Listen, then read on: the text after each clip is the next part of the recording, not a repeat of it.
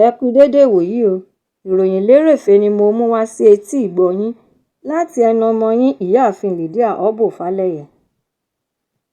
Ìjọba ìpínlẹ̀ Ondo ti ṣe àkíyèsí ìwà búburú tí àwọn òṣìṣẹ́ elétò ìlera ń hù ní ìjọba ìbílẹ̀ bíi 18 tí wọ́n fi ọwọ́ yọ̀bọ̀kẹ́ àti ìwà ọ̀gá-ọ̀tá owó aláàárù àpé èyí tí kò jẹ́ kí iṣẹ́ tí wọ́n ṣe pé ojú òṣùwọ̀n.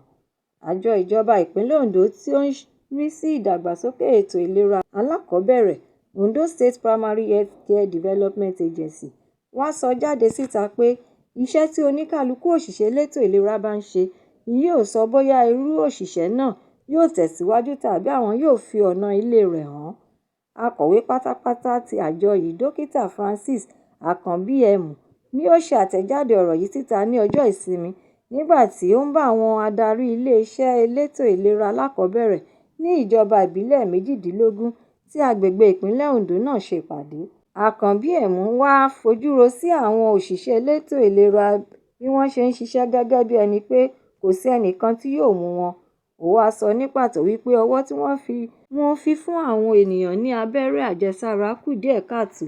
Nítorí ìdí èyí kí gbogbo wọn múra sí iṣẹ́ tí wọ́n ń ṣe kí ìjọba má bàa fi ẹlòmíràn rọ́pò wọn. Ó tún wá fi kún ọ̀rọ̀ rẹ̀ wípé ìṣèjọba gómìnà Lucky Ayédatiwa ti ná owó rọ̀gùnrọ̀gùn sí ètò ìlera alákọ̀ọ́bẹ̀rẹ̀ ju kí àwọn òṣìṣẹ́ elétò ìlera máa fi ọwọ́ yẹpẹrẹ tàbí wíwu ìwà àìbìkítà nídìí iṣẹ́ wọn. Ó wá tẹ̀síwájú nínú ọ̀rọ̀ rẹ̀ nípa gbígbà wọ́n nímọ̀ràn láti ṣe ìpolongo àti yíyíká ojúlé láti máa sọ fún àwọn obìnrin kí wọ́n gbé àwọn ọmọ wọn wá fún abẹ́rẹ́ àjẹsára nítorí pé gbogbo ènìyàn ló mọ ìpínlẹ̀ Ondo sí ṣíṣe iṣẹ́ tí ó péye nípa fífún àwọn ènìyàn lábẹ́rẹ́ àjẹsára. Ní àfikún ọ̀rọ̀ rẹ̀ ló ti gbóríyìn fún gómìnà Ayédatiwa lórí bí ó ṣe ń yọ̀ǹda owó fún iṣẹ́ àkànṣe ti ètò ìlera tí ó sì tún jẹ́ kí ó di mímọ̀ fún wọn wípé ètò ń lọ lọ́wọ́ láti kojú gbogbo ìpèníjà ìṣòro tí àwọn òṣìṣẹ́ elétò ìlera ń kojú ní gbogbo abúlé ní pàtó bí wọn kò ṣe rí àyè dé àwọn ibì kọ̀ọ̀kan nínú àwọn ìlú kéréje náà. Adarí ìbílẹ̀ fún dídẹ́kun àìsàn àti ètò abẹ́rẹ́ àjẹsára Dókítà Victor Adéfẹ̀sóyè náà rọ àwọn adarí ìjọba ìbílẹ̀ láti jíkùtù sí iṣẹ́ wọn kí wọ́n bá lè ní àkọsílẹ̀ àṣeyọrí ìdá 100. Ní àfikún ọ̀rọ̀ yìí ni ìwé ìròyìn Punch orí afẹ́fẹ́ ṣe àtẹ̀jáde rẹ̀ lẹ́nu lọ́lọ́ pé ìjọba ìpínlẹ̀ Ondo gba àwọn òṣìṣẹ́ elétò ìlera tí wọ́n mọṣẹ́ tí ó tó 1000 tí wọ́n sì rí dájú pé wọ́n pín gbogbo wọn káàkiri ìpínlẹ̀ náà. Ẹ̀kúnrẹ́rẹ́ ìròyìn eléyìí wà nínú ìwé ìròyìn Punch. Gómìnà Chukwuma Soludo ti fi ẹ̀mí ìmoore rẹ̀ hàn sí Ààrẹ Bọ́lá Ahmed Tinubu tí ó sì tún ṣàpèjúwe rẹ̀ gẹ́gẹ́ bí ààrẹ tí ó fi ara rẹ̀ jì láti rí dájú pé ìdìbò sí ipò gómìnà ti ìpínlẹ̀ Anambra tí ó wáyé ní ọjọ́ 8 oṣù kọkànlá lọ ní ìrọwọ́rọsẹ̀. Ó sọ ọ̀rọ̀ yìí di mímọ̀ ní ọjọ́ Ìsinmi nínú ọ̀rọ̀ mótígbà rẹ̀ lẹ́yìn ìgbà tí àwọn àjọ elétò ìdìbò INEC kéde rẹ̀ pé òun ló jáwé olúborí nínú ètò ìdìbò náà. Gómìnà tún wá gbóríyìn fún alága àjọ INEC ọ̀jọ̀gbọ́n Joash Òjó Amúpìtàn tí ó tún ṣe àpèjúwe ètò ìdìbò tí ó darí rẹ̀ gẹ́gẹ́ bí èyí tí ó dára jùlọ ní ìpínlẹ̀ náà láti ìgbà tí wọ́n ti ṣe àfihàn lílo ìmọ̀ ẹ̀rọ láti máa fi ṣe ètò ìdìbò. Ó wá tẹ̀síwájú nínú ọ̀rọ̀ rẹ̀ lórí alága elétò ìdìbò wípé bí ó tilẹ̀ jẹ́ pé iṣẹ́ àkọ́kọ́ rẹ̀ lẹ́yìn ìgbà tí ó gba ipò nìyí, ètò ìdìbò yìí ṣíṣe àfihàn iṣẹ́ tí yóò tún ṣe lọ́jọ́ iwájú. Gómìnà Soludo tún dúpẹ́ lọ́wọ́ gbogbo àwọn ọmọ ìpínlẹ̀ Anambra bí wọ́n ṣe túyáyá síta láti wá dìbò fún ẹni tí wọ́n fẹ́. Ẹ̀kúnrẹ́rẹ́ ìròyìn eléyìí náà wà nínú ìwé ìròyìn Vanguard. Ìjọba àpapọ̀ nípasẹ̀ àjọ National Sugar Development Council (NSDC) ti gbé ètò kan kalẹ̀ láti dá iléeṣẹ́ ṣúgà tí ó jẹ́ ọ̀pọ̀lọpọ̀ mílíọ̀nù owó ilẹ̀ òkèèrè sílẹ̀ ní ìpínlẹ̀ Taraba láti túbọ̀ jẹ́ kí ètò ọrọ̀ ajé àti pípèsè ṣúgà gbé pẹ́ẹ́lí sí i ní orílẹ̀-èdè yìí. Akọ̀wé ìgbìmọ̀ àti olórí iléeṣẹ́ NSDC Kama Bakri ni wọ́n kó àwọn aṣojú-ṣòdì lọ sí ìlú Jalingo pẹ̀lú àwọn òṣìṣẹ́ League Group láti lọ bá gómìnà Abba Kyari àti ìjọba ìpínlẹ̀ náà fún àtìlẹ́yìn wọn Bahrain wá ṣàpèjúwe iṣẹ́ àkànṣe náà gẹ́gẹ́ bí ìdókòwò ńlá èyí tí yóò dín kíkó ṣúgà wọlé sórílẹ̀-èdè yìí kù tí yóò sì tún mú kí ètò ọrọ̀ ajé wa túbọ̀ lọ sókè síwájú sí i. Ó tún wá ṣe gbogbo àlàkalẹ̀ ojúṣe àwọn àjọ NLDC nípa ṣíṣe àtìlẹ́yìn fún àwọn olùdókòwò bíi fífún wọn lówó, ṣíṣe ìdánilẹ́kọ̀ọ́ lórí bí wọn yóò ṣe máa lo àwọn ẹ̀rọ ìgbàlódé, wíwá ibi tí ó dára fún iṣẹ́ àkànṣe náà àti bẹ́ẹ̀ bẹ́ẹ̀ lọ. Ó tún wá ṣe àfikún àlàyé rẹ̀ wípé gbogbo ohun tí àwọn nílò fún àṣeyọrí iṣẹ́ àkànṣe yìí ni ó wà ní ìpínlẹ̀ Taraba. Gómìnà Abba Kabir fèsì nípa ṣíṣe àfihàn àtìlẹ́yìn rẹ̀ fún wọn. Ó tún jẹ́ kí ó di mímọ̀ fún àwọn olùdókòwò wípé ìpínlẹ̀ àwọn kún fún ohun amáyédẹrùn tí ilẹ̀ àwọn sì tún lọ́ràá fún iṣẹ́ àgbẹ̀.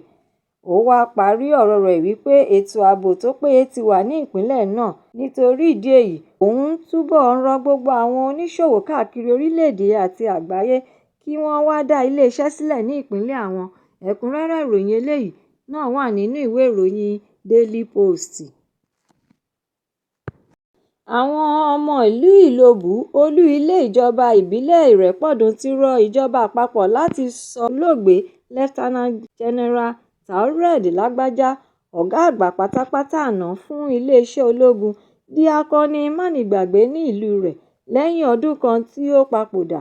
Àwọn ọmọ ìlú olóògbé yìí tí wọ́n sún ayẹyẹ ìrántí rẹ̀ ti ọdún 2024 ni wọ́n sọ jáde síta níbi ayẹyẹ ìrántí rẹ̀ ti ọdún 2025 nípasẹ̀ ààrẹ ẹgbẹ́ Ìlobù Àṣàkẹ́ Development Union (ADU) Pásítọ̀ Olúfẹ́mi Sàlàkọ́.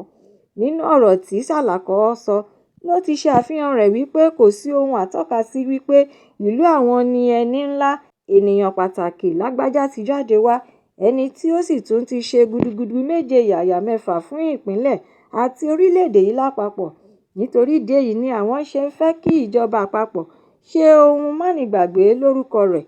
Àwọn ará ìlú tún wá rọ gómìnà Adémọ́lá Adélékè láti pèsè ohun ìrànlọ́wọ́ fún àwọn olùgbé Ìfọ̀n, Ìlobù àti Ẹ̀rìn nítorí pé ìjà tí ó wáyé láàárín àwọn ará ìlú ti ba dúkìá tí ó lé ní bílíọ̀nù 2 bílíọ̀nù náírà jẹ́, nínú èyí tí àwọn nígbàgbọ́ wípé àkókò rògbòdìyàn ti kọjá lọ, ṣùgbọ́n ojú àpá ṣì ń farahàn síbẹ̀. Ẹ̀kúnrẹ́rẹ́ ìròyìn eléyìí náà wà nínú ìwé ìròyìn The Nation. Aṣojú àná tẹ́lẹ̀rí ti ẹgbẹ́ Movement for Survival of Ogoni People (MOSOP) ti United Nations John Udankwe ti rọ Ààrẹ Bọ́lá Tinubu láti nu omijé àwọn ọmọ Ògoni ti ìpínlẹ̀ Rivers nù. Udankwe, òṣìṣẹ́ Environmental Public Policy Consultant tí ó sì tún jẹ́ olùfọkàntán amúgbálẹ́gbẹ̀ẹ́ olóògbé Kẹ́sàrò Wíwá tẹ́lẹ̀rí ni ó ń bẹ̀bẹ̀ nínú ọ̀rọ̀ àkọsílẹ̀ rẹ̀ tí ó sọ jáde ní ọjọ́ Ìsinmi ní ìlú Port Harcourt, ìpínlẹ̀ Rivers. Ó ń ké kíkankíkan wípé gbogbo àwọn ìjọba orílẹ̀-èdè yìí tí wọ́n ti ṣe ìjọba kọjá ni wọ́n ti pa ẹ̀yà Ògbóni tì sápá kan nínú èyí tí wọ́n kùnà láti wá ojútùú sí gbogbo ọ̀rọ̀ ìpèníjà tí Kẹ́sàrò Wíwá ń sọ tó sì tún jà fún. Ó wá tẹ̀síwájú nínú ọ̀rọ̀ rẹ̀ pé kí ẹgbẹ́ ìgbìmọ̀ àsọyé Tinubu Ògoni bẹ̀rẹ̀ sí ní ṣiṣẹ́ wọn nípa ṣíṣe ìdájọ́ òdodo fún àwọn ajìjàgbara ọmọ ìlú Ògoni, kí Ààrẹ Tinubu tún ṣe àtúnṣe lórí ohun àìtọ́ tí wọ́n ṣe fún àwọn ọmọ ilẹ̀ Ògoni nítorí pé ipa tí rògbòdìyàn ohun ogun náà dá sílẹ̀ ní nǹkan bí 30 ọdún sẹ́yìn (30 years) sì tún ṣe àkóbá fún ọ̀pọ̀lọpọ̀ ọmọ Ògoni títí di òní olónìí. Kí ìjọba jọ̀wọ́ kọ́ ilé fún àwọn tí ogun náà ti sọ di aláìnílé lórí mọ́, pípèsè gbogbo ohun amáyédẹrùn tí ó ti bàjẹ́, pípèsè iṣẹ́ fún àwọn tí iṣẹ́ ti bọ́ lọ́wọ́ wọn àti bẹ́ẹ̀ bẹ́ẹ̀ lọ. Udankwe tún ṣe àkíyèsí àwọn ènìyàn sí ikú àwọn 4 àti 9 tí ó làmìlaka tí wọ́n ti di olóògbé. Ó tún sọ pé yàtọ̀ sí àwọn wọ̀nyí, ó lé ní ẹgbẹ̀rún lọ́nà 4 ènìyàn 4,000 tí wọ́n ti gbẹ́mìí mì nínú ìṣẹ̀lẹ̀ náà. Nínú ọ̀rọ̀ rẹ̀ ló ti ṣe àfihàn wípé ọ̀rọ̀ ìjà Ògoni jẹ́ ìgbésókè ìjọba tiwantiwa tí ó sì tún lòdì sí dídá àṣẹ pa èyí tí olóògbé General Sani Abacha ń ṣe ní orílẹ̀-èdè nígbà náà. Ẹ̀kúnrẹ́rẹ́ ìròyìn eléyìí náà wà nínú ìwé ìròyìn The Nation bákan náà. Ìròyìn lérèfé tòní kò ní jù báyìí lọ nítorí pé kí ń lọ bẹ̀ oge. Ẹ tún pàdé mi lọ́la fún àkọ́tún ìròyìn lérèfé mìíràn láṣẹ Èdùmàrè.